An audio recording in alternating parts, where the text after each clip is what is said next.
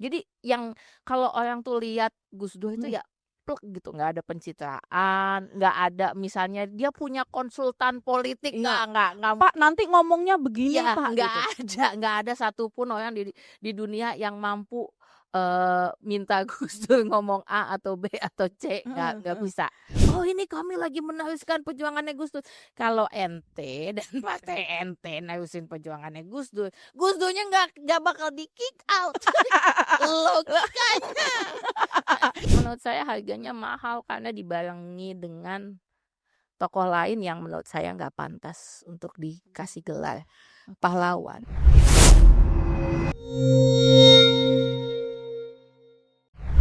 Halo, selamat siang, dan selamat datang di podcast Pro3 Siniar kembali buat semua sahabat-sahabat Pro3 Siniar. Kali ini saya mau ngajak, kalian semua buat ngobrol-ngobrol. Saya kedatangan tamu yang istimewa.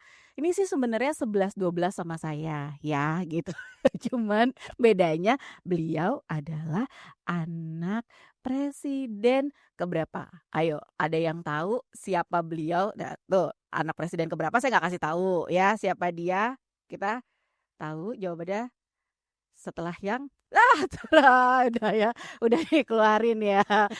Assalamualaikum. Waalaikumsalam warahmatullahi wabarakatuh. Terima kasih Mbak Inaya udah mampir Terima kasih ke udah diajakin Pro3 ke sini. Siniar. Jadi ini Mbak Inaya Wulandari Wahid. Betul. Tuh, jadi kalau udah tahu nama belakangnya ya itu berasal dari nama presiden keempat kita. Ketiga keempat sih Keempat. Bapak bener kan keempat kan? Iya. Alhamdulillah nggak jadi saya ya kan dicoret dari kakak. Soalnya tadi saya udah prospek minta Mbak Inaya mau nambah nggak kakak anggotanya boleh masuk nama saya. Mbak Inaya apa namanya sibuk banget kayaknya sekarang ya. Lebih banyak apa namanya tampil di kemarin tuh kalau nggak salah pementasan kayak seni-seni gitu nggak sih Mbak? Oh, di Iya, pertunjukan. pertunjukan gitu. Kemarin terakhir pertunjukannya namanya, Pasien Nomor 1. Ah, Ya, sama Cak Lontong iya kan? dan ada banyak sih. Ya itu lebih banyak ke seniman-seniman ya Mbak ya? Iya, Belakangan ya gitu. bukan belakangan, memang Oh, pekerjaannya itu.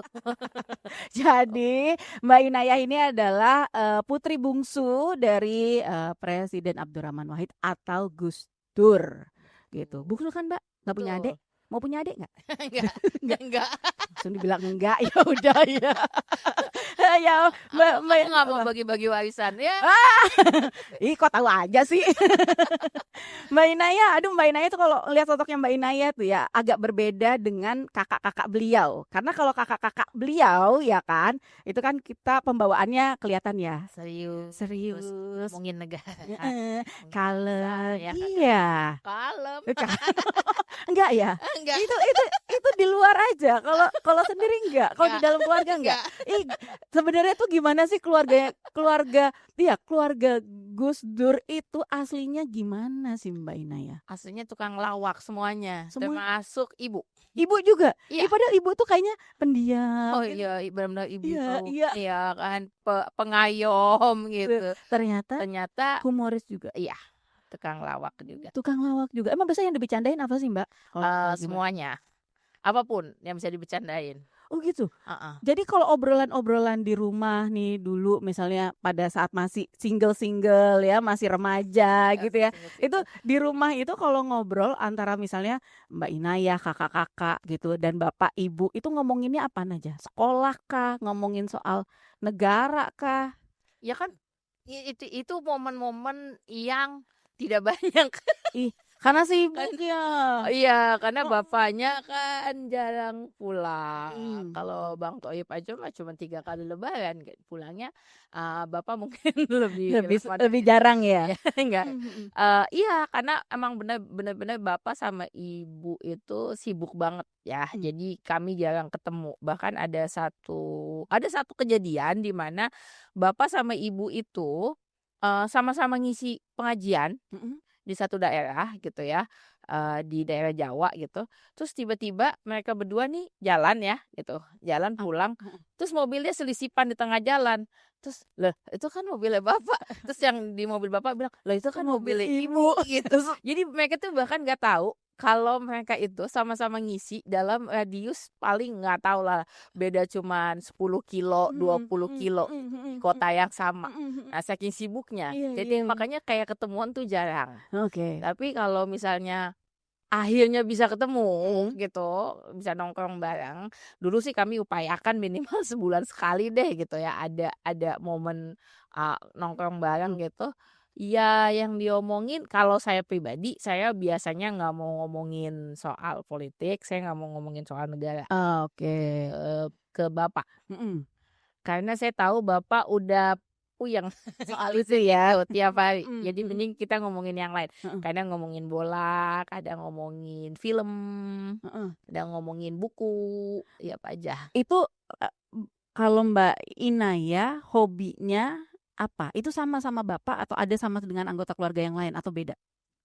Hampir kebanyakan sama, yang pasti kami punya kesamaan semuanya hobi baca ya. Oke. Karena bapak itu dari kecil emang sudah melatih anak-anaknya untuk rajin baca. Mhm, Jadi mhm. kayak misalnya nih momen-momen hal-hal yang momentual gitu, apa Mhm. sih bahasa Indonesianya tuh, eee, yang penuh dengan momen Iya, itu heeh. biasanya, ditandainya dengan buku. Jadi kayak saya ulang tahun ya hadiahnya buku.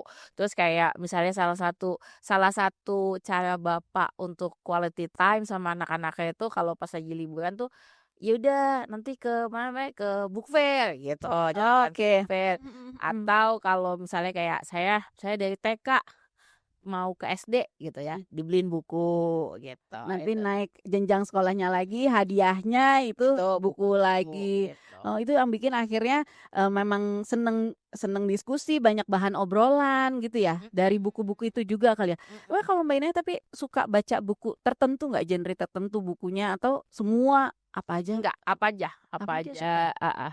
Heeh. Fiksi, Oh, non fiksi. mmm, Ya karena saya sastra Indonesia kan ya, mhm, mhm. jadi banyak bacanya. Sekolah dulu di mana sih Mbak Inaya berarti menghabiskan waktu sekolah itu di mana? Di Di Jakarta apa? Jakarta Di Jakarta di ya? Jakarta Di Jakarta. di Jakarta Selatan. Mhm, Lahir di Jakarta Selatan, mhm, semua sekolahnya dari Jakarta Selatan mhm, dan Depok. mhm. Terus Warga jadi Depok ya? Ini salah satu ja warganya ternyata. jadi emang udah itu, Jaksel by born. Oh, luar biasa. Jaksel gitu ya. Tapi apa namanya, tetap ngerasa deket sama apa, bapak sama ibu meskipun mereka sibuk gitu? Iya iya, sama Mhm. kakak-kakak Heeh, heeh. gitu, iya. Nggak pernah berantem? Ya Kan pernah lah, kan mana ada sih, nggak pernah berantem, tapi kayaknya kalau saya tahu sih ya, kalau berantem. berantem itu, awal mulanya dari siapa kayaknya. Ya, Enggak, aku heeh. tertekan kok, Oh, tertekan. ini posisi sebagai adik ya. Anak bungsu ya, Iya, anak anak bungsu bungsu, biasanya gitu. tertekan. Tapi kan biasanya kalau nggak ada, apa, orang tuanya sibuk tuh kan kakak-kakak tuh yang mengambil alih Oh iya iya, peran orang tua, makanya. gitu ya. Nah, itu biasa lebih dekat ke siapa? Ke Mbak Alia atau Mbak ke Mbak ini? kan waktu Mbak Alisa itu kan dia udah di Jogja dari saya kelas 1 SD. Jadi udah jarak Pisah ya? iya. Mhm. Nah, Mbak Yeni juga apalagi, sama Mbak Anita sih Oh, biasanya yang kenal lebih sama dekat Mbak ya? Anita sampai sekarang, Emang beda usia berapa kalau sama Mbak Anita tuh? 5 tahun. Oh, ya berarti yang paling dekat ya? Iya paling Iya, dekat. paling dekat emang sama Mbak Anita ya? Ya, dulu waktu di istana kalau kabur-kaburan juga berdua sama Mbak Anita. Iya. Wah, Ini Pak, waktu Bapak di istana itu usia berapa sih? saya 16.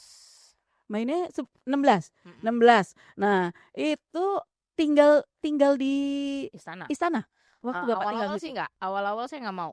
Oh, Awal heeh. Kenapa nggak maunya enggak, tuh? ini Nih tuh udah aneh banget. heeh, Jadi awal-awal itu saya menolak tinggal di mhm, istana, mhm. pertama karena jauh dari, Sekolah. sekolah gitu Oke. ya.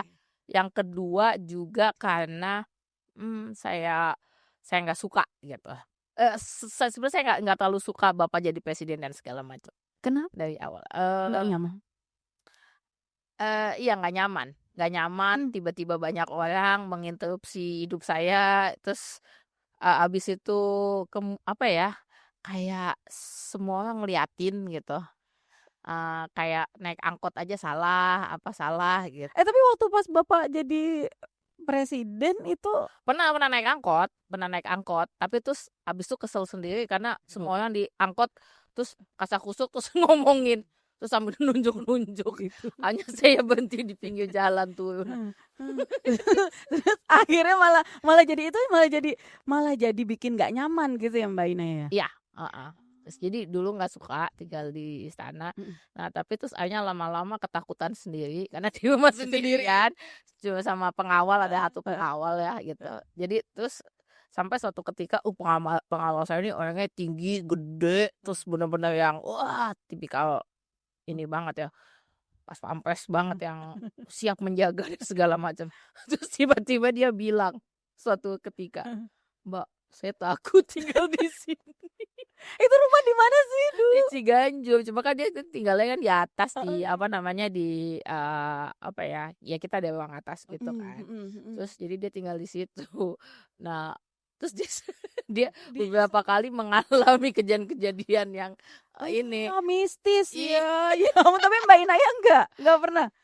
ya pernah, tapi kan maksudnya mungkin udah biasa ya, Heeh, kayak itu rumah rumah sendiri, iya. Iya. Terus ya udahlah aja lama-lama, iya ya, kadang kalau mau minta ongkos juga jauh, jadi ya udahlah, akhirnya Akhirnya pindah, menyerah, akhirnya akhirnya pindah. menyerah aja pindah, Ya, nah terus selama di istana tinggal tuh ada pengalaman yang ini nggak, lucu, menyenangkan gitu? Kayak dulu, eee, entar dulu deh, kalau ini kan Mbak Inaya tuh emang yang kayaknya paling mudah dikenali tau, daripada anak Gus Dur yang lain. Karena kan emang dari dulu ya, penampilannya itu nyentrik loh, sendiri, rambut ya kan, itu yang paling gampang itu emang ukuran.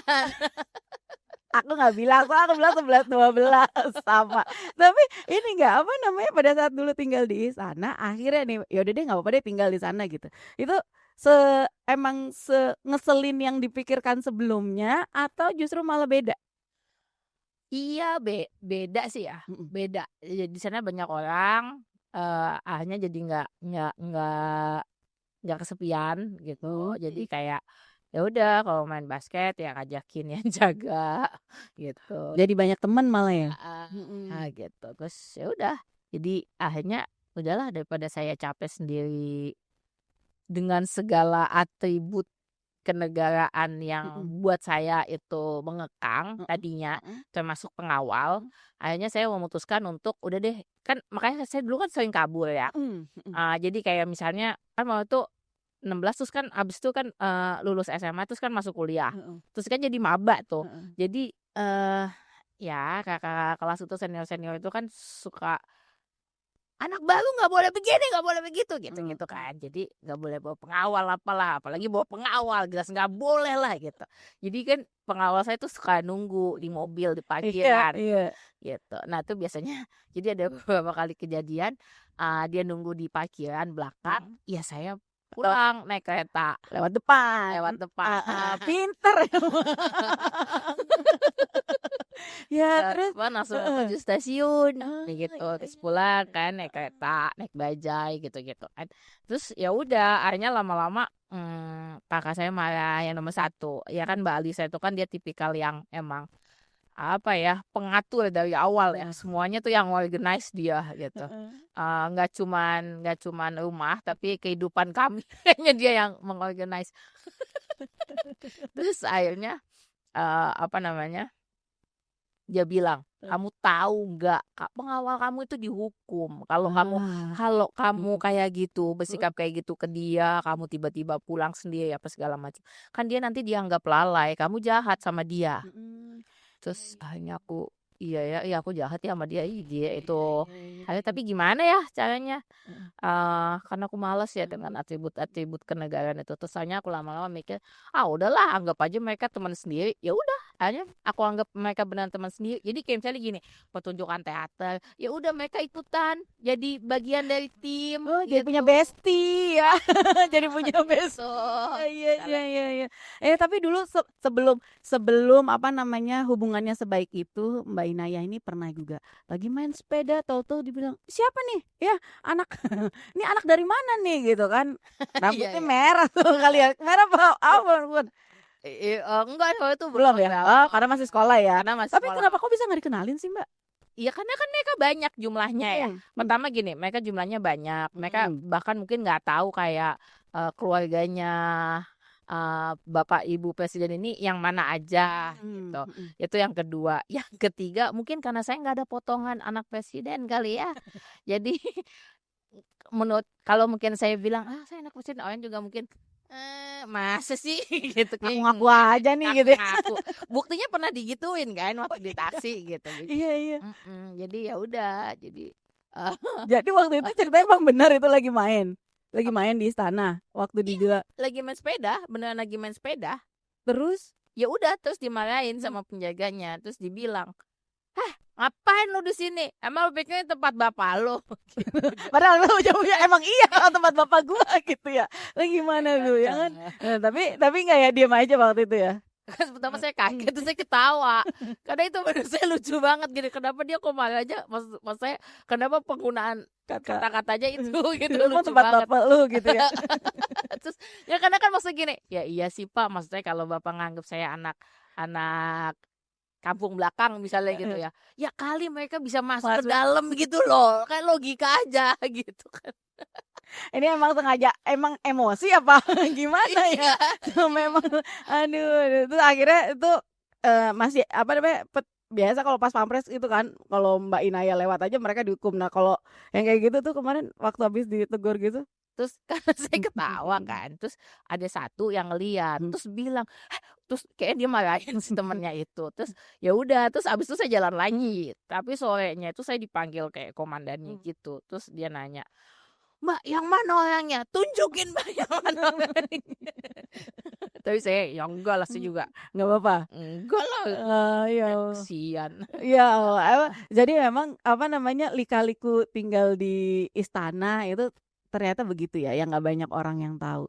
Nah ini juga tapi kan termasuk juga dengan sosok bapak itu kalau kita tuh kalau misalnya ngomongin soal Gus Dur itu kan yang keinget sama kita tuh salah satu ucapannya Gus Dur itu yang sampai sekarang ini pasti semua orang tahu gitu aja kok repot gitu. Tapi emang maksudnya Gus Dur itu sesantai itu Mbak gitu sama keluarga juga segitu.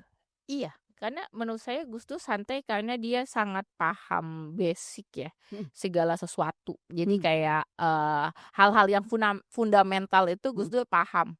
Jadi dia ya udah santai aja, dan segala sesuatu itu kan apa sih istilahnya, simplex signum veri ya, simplicity is the mark of the truth itu. Jadi kayak hal-hal yang ya kayak kebenaran gitu-gitu itu kan sebenarnya Ya. simple gitu. Jadi makanya orang bisa santai karena udah pegang itu gitu. Tapi ajaran dasar, ajaran utama nih kalau bapak sama ibu ke anak-anaknya itu termasuk Mbak Inayah itu apa? Ya begitu. Jadi yang kalau orang tuh lihat Gus Dur itu ya plek gitu, nggak ada pencitraan, nggak ada misalnya dia punya konsultan politik, nggak Pak nanti ngomongnya begini ya, Pak nggak ada satupun orang di dunia yang mampu minta Gus Dur ngomong A atau B atau C, nggak bisa gitu. Jadi Dia memang punya di mind belakang of his kamera own. di belakang kamera, di depan kamera Gus Dur itu ya begitu itu. Di depan orang Iya, nggak di gitu. depan orang ya begitu. Jadi kalau ya egaliter, memang sangat egaliter gitu. Jadi kayak misalnya udah nggak jadi presiden gitu Iya. ya, misalnya. Jadi gini, rutinitas bapak itu kalau lagi di rumah ya, kalau lagi nggak kelayapan itu pagi jam 3:30 gitu ya, dia udah bangunin saya, Iya. ya kan. Terus bilang, tolong anterin bapak ke ruang tamu gitu. Nah nanti bapak di ruang tamu duduk, terus nunggu azan subuh, sholat subuh di situ. Terus begitu selesai sholat subuh, udah tuh pengawal pas pampres tuh akan buka pintu ruang tamu. Nah itu udah deretan orang tuh, dan itu mau dari berbagai kalangan, semua akan posisinya duduknya sama bareng di karpet. Bapak juga di karpet. Bapak biasanya pakai sarung sama pakai kaos aja gitu. Ya udah, Terima tamu tuh. terima tamu, mau Dan apapun bentuk tamunya. dari pagi itu Mbak udah banyak ya. Iya biasanya sampai jam 9 jam 10 terus ke kantor. Tapi kan di kantor juga nanti ketemu Iya, Mbak, terima tamu tapi juga. jadi anak salah satu tokoh negara ini gitu ya, tokoh bangsa yang cukup besar gitu, apalagi juga dari sisi keagamaan beliau juga kan termasuk ya kita bisa bilang kiai, kita bisa bilang memang orang yang dihormati begitu ya sama banyak orang. Itu jadi beban sendiri nggak sih Mbak Inaya? Oh tentu. Saya pikir tidak ternyata tentu. Makanya rambutnya berwarna merah kayaknya ya. Gitu. Iya, itu apa? Itu jadi gini, pernah bikin Mbak Inaya pada saat mengambil keputusan itu jadi agak sulit gak gitu? Karena harus mempertimbangkan Banyak aspek-aspek. hal. Iya. Iya, nggak usah ngambil keputusan. Hidup sehari-hari banyak sulitnya karena jadi anaknya Gus Dur. Kayak kayak apa ya? Harapan publik besar. Harapan publik besar ya, ternyata nggak sesuai. Ya Allah, nggak gitu. Iya. Nah, Ya banyak hal. Kadang kayak misalnya gini, publik tuh kadang nggak bisa membedakan antara ya Inaya gitu, Iya. bukan Gus Dur gitu kan. Jadi kadang-kadang dan gini, yang kalau kita lihat ya ketika orang bilang Gus Dur tuh A atau B atau C dan kemudian meletakkan standarnya itu ke anak-anaknya, itu kan sebenarnya berdasarkan interpretasinya mereka terhadap Gus Dur ya, bukan Gus Dur aslinya. Oh iya. Gitu. Jadi kayak contohnya nih ya, saya pernah demo di depan, jadi di seberang ya, di depan Monas, Ah iya. ya kan. Demo waktu itu untuk ngomongin soal pengesahan RUU PKS, agar jadi UU PKS. Nah itu saya demo, terus difoto sama satu media, terus habis itu diposting gitu, diposting di sosial media, terus banyak banget yang komen kayak gini nih, komen kayak, "Ini bapak lo kalau lihat lo nih pasti malu apalah segala macam." Terus saya bingung, mereka ini sebenarnya kenal bapak saya nggak sih ngomong kayak gini berdasarkan apa gitu. Saya bilang kalau bapak saya masih hidup lihat saya begitu, bapak mungkin Bangga. ikutan. Iya. Gitu. Ya, karena gini, sosok Gus Dur, pemikiran-pemikiran aslinya beliau kan juga mungkin nggak banyak orang yang benar-benar tahu ya dasar beliau. Maksudnya apa ya?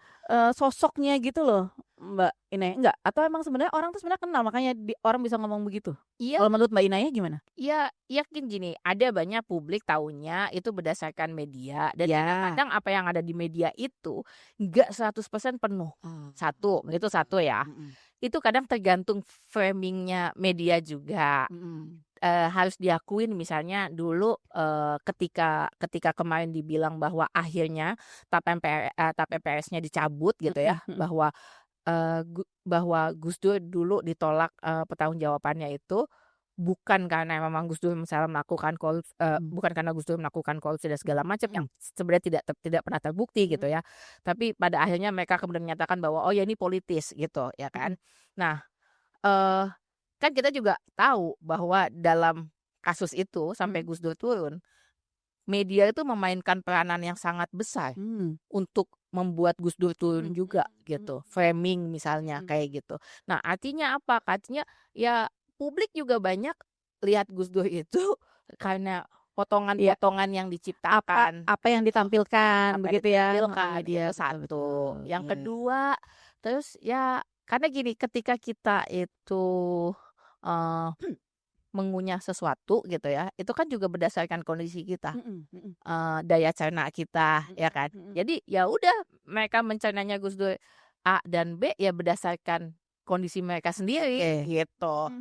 Dan itu saya pahamin banyak banget terutama dalam kasus politik. Saya lihat banyak banget nih pejabat-pejabat gitu ya, terus kemudian bawa-bawa Gus Dur terus bilang kayak, "Iya, saya nih meneruskan apa perjuangannya Gus Dur." Itu saya kayak di sebelah mana ya?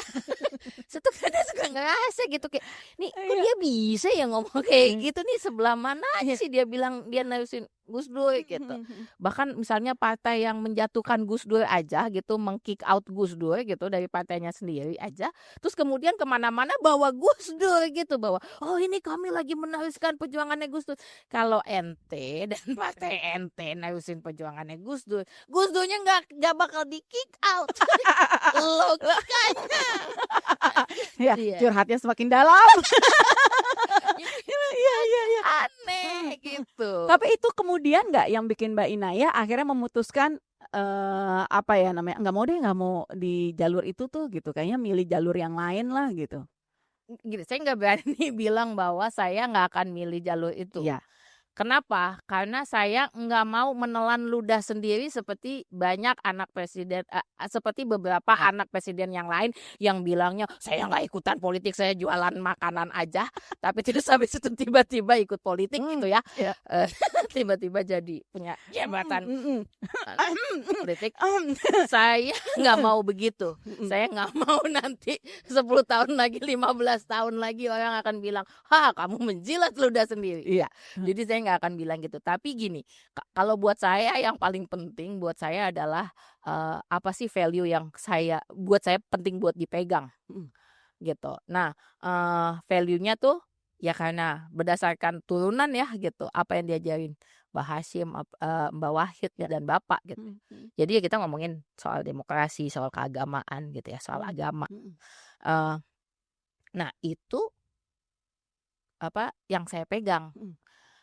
Bentuknya saya mau ngeluarin pakai apa, Ya.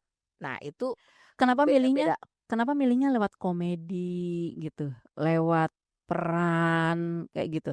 Karena itu pekerjaan saya dan itu passion saya di situ. Ternyata emang sukanya di situ, Iya, Mbak Ina ya? heeh. Itu udah dari dulu, disadari dari Iya dulu? iya Oh, iya, oke. heeh. Bapak atau Ibu pernah ada yang komen soal itu nggak? Dulu kan makanya gini, dulu waktu saya kuliah itu saya sebenarnya pengennya ngambilnya teater. Oh, oke. Kuliahnya teater. Terus ibu, waktu saya bilang sama ibu, aku mau ambil teater aja gitu di salah satu institusi gitu Iya, ya, institusi pendidikan. Terus, mau kuliah teater, kamu mau jadi apa? Ya jadi pemain teater ya. Ini pertanyaan yang aneh gitu. Kan nggak mungkin aku bilang, ya kayak mau jadi dokter gigi. Iya. Gitu. Saya baru mau jawab itu ya. Ajaib pertanyaan. Iya. Tapi terus akhirnya karena nggak dibolehin, ya udah akhirnya apa namanya, karena saya juga suka sastra gitu ya, dan akhirnya di situ juga ada teater juga gitu kan. Jadi akhirnya saya masuk sastra Indonesia gitu karena passionnya emang di situ. Ya udah, terus akhirnya lama-lama sekarang malah ibu dan kakak-kakak itu jadi penonton setia, terutama ibu. Oh, jadi setiap Mbak Inaya manggung justru Ibu malah nonton? Iya. Pernah ngasih masukan-masukan gak sih Ibu tuh kalau misalnya ngeliat Mbak Inaya gitu, "Kamu, kurang begini nih," atau, "kamu udah," gimana? Kalau Ibu gimana? Enggak. Enggak? Enggak. Enggak? Kalau kakak-kakak? Kalau kakak-kakak enggak juga. Enggak ada juga. Iya. Lagi pula kalau emang mereka ngasih Input? input, emangnya bakal saya pakai kan? Nah, itu dia, itu dia. Dari tadi saya juga penasaran sebenarnya kenapa nggak ngasih. Kan biasanya keluarga tuh paling gampang kalau ngasih, kalau disuruh ngasih masukan ya. Menurut mereka, sia-sia nggak bakal didengar. Gak mendingan udah nonton aja, Udah nikmatin aja gitu ya. Tapi maksudnya gini, memang apa namanya punya misi tertentu nggak sih Mbak Inaya? Kan ada ya orang-orang yang memperjuangkan sesuatu, tapi dia memang lewat ini. Misalnya begini, ada yang kritis terhadap pemerintah itu disalurkan lewat karyanya mereka, misalnya dalam bentuk apa namanya cerita dan lain sebagainya. Nah, kalau Mbak Inaya juga punya tujuan atau ya aku sih sebenarnya ini aja gitu. Iya itu, maksudnya gini, karena dari awal ya, maksudnya gini, dari awal kan negara ini kan dibangun memang dengan asas demokrasi gitu ya. Dan ya emang kalau dibilang demokrasi mungkin juga sistem yang kacut gitu. Bahasanya apa ya pilihannya? Sistem yang nggak sempurna dan nggak cukup bagus gitu ya untuk kita gitu. Tapi at this point gitu ya, sampai hari ini dia sistem yang paling bisa mengakomodir kita, gimana dong gitu. Jadi ya udah pakai itu aja dan sebenarnya ini yang menurut saya ya udah paling cocok gitu. Jadi dan ini yang jadi apa ya, legasinya kakek nenek saya, bapak, ibu gitu ya. Jadi saya rasa itu yang paling penting buat saya untuk saya perjuangkan gitu ya. Hak asasi, apa namanya, kesetaraan dan segala macam. Jadi itu yang saya perjuangkan gitu. Negara yang emang just gitu, emang apa adil dan sejahtera gitu. Nah, saya ngerasa bahwa yang penting point of view-nya itu dulu.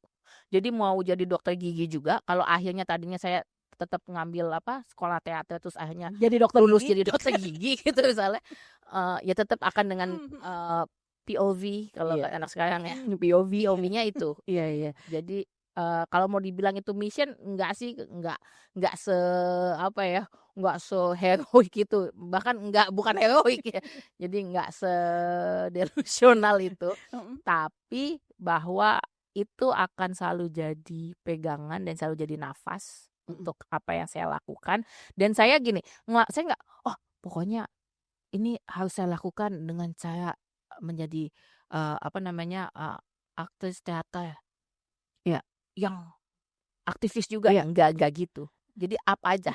Tapi kan kalau misalnya Bapak itu kan kita kenal kalau sosok Gus Dur itu ya, kemarin terakhir kan beliau juga dapat penghargaan sebagai salah satu pahlawan, ya akhirnya ditetapkan nih sebagai salah satu pahlawan. Terus sebelumnya kita kenal beliau lah, itu banyak orang mengatakan beliau itu bapak pluralisme. Karena banyak yang ditetapkan sama Gus Dur kayak misalkan hari-hari besar keagamaan yang lain. Itu kan waktu Gus Dur jadi presiden ya, beliau menetapkan bahwa semua bisa dirayakan sama. Jadi nggak cuman yang Muslim aja atau yang Nasrani, tapi semua agama. Nah, gelar-gelar Bapak yang kayak gitu, gelar ya maksudnya ya apa tuh, penyematan lah begitu, penghormatan orang-orang terhadap Bapak dengan sosok yang kayak gitu tuh gimana kalau Mbak Inaya lihatnya, Saya rasakannya? tergantung penghargaannya. Dulu waktu saya kecil masih SD, bapak saya dapat penghargaan, namanya, Ramon Magsaysay dari Filipina gitu ya. Karena pembelaannya terhadap demokrasi, ya itu menjadi suatu kebanggaan gitu. Atau ada penghargaan lain gitu dari Indonesia gitu atau dari manapun gitu. Itu jadi, kebanggaan. Tapi maksud saya gini, iya penghargaan penghargaan ya, gimana saya cara ngomongnya jadi udah bingung.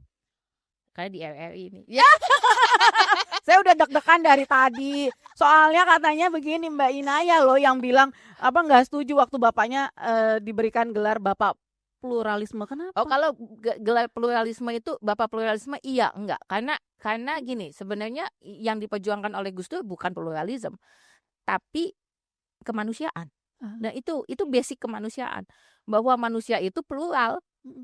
Ya itu yang diperjuangkan, jadi bukan pluralismenya mah cuma bagian kecil aja gitu, tapi segala sesuatu tentang kemanusiaan, tentang dignity, tentang human dignity, nah itu yang diperjuangkan oleh Gus Dur gitu. Jadi kadang orang jadi tumpang tindih gitu. Jadi saya nggak terlalu setuju dengan penyematan Bapak pluralisme, karena jadi kayak mengecilkan gitu. Ada satu yang lebih besar lagi yang jadi basic gitu. Iya. Nah itu satu. Sebenarnya kalau itu saya nggak apa-apa. Saya agak belum bisa nerima jadi nasional. Kenapa? Ya karena menurut saya harganya mahal karena dibarengi dengan tokoh lain yang menurut saya nggak pantas untuk dikasih gelar pahlawan. Karena itu menegasikan semua kinerja apa ya, bukan hanya kinerja tapi perjuangan orang-orang lain, tokoh-tokoh lain yang disebut dengan pahlawan, itu menegasikan perjuangan begitu banyak rakyat Indonesia dari 98 gitu. Dan hari itu kayak seakan-akan kalau buat saya itu jadi kayak segala yang diperjuangkan di 98 itu, semua reformasi dan segala macam itu balik ke titik nol. Karena tokoh yang tadinya dibilang, oke, dia keliru nih ya, ini keliru nih. Jadi kita harus ganti gitu. Ini harus ganti karena ini salah. Terus tiba-tiba dibilang, oh dia pahlawan. Artinya semua yang salah tadi jadi hilang. Jadi kehapus gitu. Ya udah berarti kan reformasinya juga jadi hilang. Oke. Ya, jadi Nggak usah diperpanjang kan? Iya. Kayaknya saya juga kalau udah mulai kalau Mbak Inaya yang ngomong nggak apa-apa, kalau saya bahaya. Tapi gini Mbak, kalau Bapak masih ada gitu ya, kalau Bapak nih masih ada nggak misalnya, atau mungkin gini Mbak Inaya pernah tahu apa sih cita-cita Bapak itu yang masih kayaknya belum diwujudkan begitu ya sampai beliau kemudian berpulang gitu, dan itu yang kemudian diteruskan oleh Mbak Inaya dan mungkin saudara-saudara yang lain, oleh ibu begitu. Kalau cita-cita Bapak, gini, pertama disclaimer dulu, kalau diteruskan terus untuk diwujudkan enggak lah, kami ini anak-anaknya orang Gus Dur yang segitunya aja nggak bisa, apalagi kami. Masih jauh ya. Jauh. Iya. Gitu. Ya termasuk makanya kan orang suka bilang, ada yang menuduh, oh kamu kok tanda kutip ngerosting siapa ya, ada misalnya Mas ini, Mas Gibran atau apa, itu karena kamu iri, kamu nggak bisa jadi nggak punya jabatan, kamu nggak bisa padahal kamu udah jual-jual nama bapak tapi nggak dapat jabatan. Ya bapak saya aja gak bisa memperpanjang jabatannya. Masa saya mau pakai nama bapak saya sama. Coba ya. Nah, jadi Ya nanti coba ya diperhatikan siapa yang nge-view ini videonya ya. jadi nah tapi gini, tapi saya rasa itu jadi salah satu yang jadi pegangan dan penting untuk untuk jadi tadi itu lagi jadi pegangan itu, jadi POV itu. Iya. Kalau cita-citanya Bapak ya jelaslah Iya. Indonesia yang adil dan beradab dan sejahtera Jadi gitu. wujudnya itu selalu bentuknya berangkat dari sisi kemanusiaan itu tadi. Mau ngomongin apapun kita memang harus akhirnya berpikirnya dari banyak sisi yang punya kebermanfaatan untuk banyak orang. Bukan hanya itu, kalau nggak ada pengakuan terhadap manusianya, keberadaan orangnya dulu, ini paling basic. Apa sih kebutuhan manusia paling utama awal dulu nih, sebelum kita ngomong yang lain? Kan keberadaan. Iya, betul. Ada dulu ya. Exist dulu kan ya. Eksistensinya diakuin. Lah kalau negara aja kemudian nggak mengakui eksistensi warganya, terus gimana mau memberikan yang lain? Ini nih yang udah paling basic nih. Lu dianggap nggak ada. Dulu ya bapak saya itu paling hobi bikin, kalau mau bikin acara kayak apa ya, bapak saya nggak hobi bagi-bagi bansos soalnya ya. Apalagi kalau yang ada foto bapak saya nggak ada. Nah, tapi yang dulu bapak saya suka lakukan itu adalah membuat nikah massal. Nah, dulu saya pikir nikah massal itu artinya nih misalnya Mas siapa ini? Mas Maulana. Maulana ya, jomblo 5 tahun. Pinginnya jomblo. Tapi jangan. Misalnya terus punya cewek tapi dua-duanya bokek, belum bisa nikah, terus dinikahin. Saya tadinya mikirnya gitu, ya kan. Begitu datang ke acara nikah massalnya, lah kok kakek-kakek, nenek-nenek gitu udah nikah, bahkan ada yang udah punya cucu, ada yang jadi udah punya anak. Terus saya bingung, ini konsepnya apa sih sebenarnya gitu. Ternyata ini adalah orang-orang yang menikah secara tapi tidak secara negara gitu ya. Jadi tidak ada catatannya gitu. Nah, kalau mereka tidak punya catatannya, karena ini kan ada banyak hal, karena ada adat, karena ada kemiskinan struktural yang memang apa namanya, dijaga oleh negara gitu. Nah, pokoknya untuk banyak alasan gitu ya. Jadi mereka nggak bisa nikah. Tapi kemudian mereka sudah tinggal bersama, mereka punya anak, punya cucu. Nah, si anak-anaknya ini nggak ada eksistensinya. Nggak ada legalitasnya. Nggak ada legalitasnya kan, bapak ibunya kan tidak tercatat menikah. Jadi sebenarnya anak-anaknya dianggap nggak ada. Nah, ini nanti mereka nggak punya hak apapun dalam negara karena nggak ada keberadaannya sebenarnya. Bayangin. Jadi itu yang dilakukan bapak saya gitu. Ternyata oh gitu. Jadi supaya mereka bisa punya keberadaannya ada dulu gitu. Jadi haknya itu dikasih dulu, karena kita nggak bisa nuntut apa-apa kalau haknya nggak dikasih. Oke. Nah, Mbak Inaya tahu kemudian pemikiran-pemikiran Bapak itu pada akhirnya itu karena tahu dengan sendirinya, mempelajari kemudian, atau memang Bapak tuh sebenarnya suka menyampaikan lewat cerita, lewat bicara gitu, lewat pembahasan-pembahasan gitu nggak? Itu ada kuliahnya 10 SKS bapak yang ngajar langsung enggak ya? Kayak dia nggak punya kerjaan lain. Ngobrol aja jarang. Ketemu aja jarang nah, gitu. jarang. Enggak sih, karena emang benar-benar ngikutin apa yang dilakukan bapak, tindakan bapak. Jadi saya itu nggak yang tahu yang namanya toleransi lah apalah segala macam, itu simply karena lihat kelakuan bapak. Oke. Nah, nih Mbak Inaya lahir 31 Desember. Bener nggak sih? Iya benar. Bener ya, berarti abis ini ulang tahun. kita rayain di mana langsung gitu. Tapi Mbak apa namanya, nanti juga mau ada apa untuk tahun haulnya Gus Dur tahun ini. Tahun ini itu berarti yang ke 16 ya? Sudah dewasa, sudah remaja.